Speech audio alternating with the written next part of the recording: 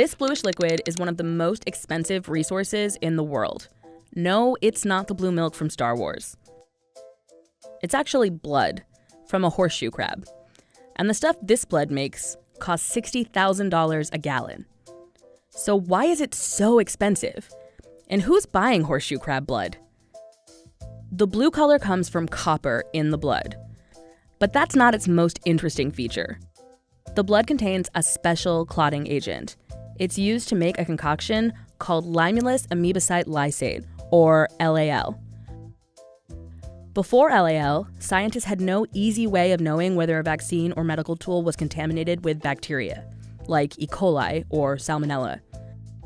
Scientists would inject vaccines into huge numbers of rabbits and then basically wait for symptoms to show up.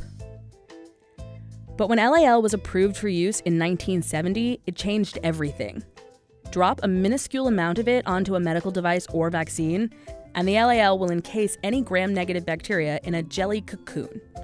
While it can't kill the bacteria, the jelly seal is like a fire alarm, alerting us to the presence of what could become a potentially lethal infection and prevent it from spreading.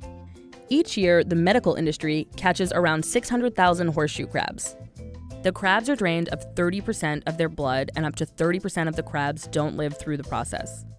The survivors are returned to the water, but no one really knows how well or if they recover.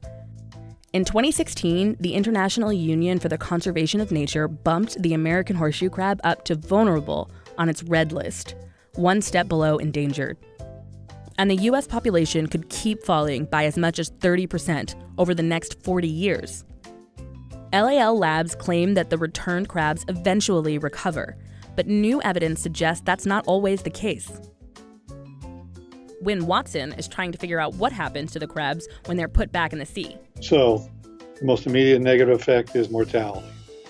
Anywhere from 10 to 25% of the animals will die within the first couple of days after you bleed them. Bled crabs become disoriented and weak for a period of time, and females may have trouble spawning. If they survive the first, we'll say 2 weeks, and they're back in their natural habitat, they did pretty well. But it's getting through those 2 weeks that's the issue. Based on our data and others, I think that you need to treat them a little. If you're going to increase your survival rate, right, you need to treat them better.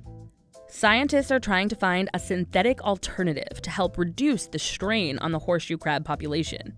But so far, LAL is still required by the FDA for this type of testing. So if these animals really aren't recovering at the rate companies previously thought, we might eventually run out of crabs to bleed. If that happens, our lives, and the lives of countless rabbits, might be at risk.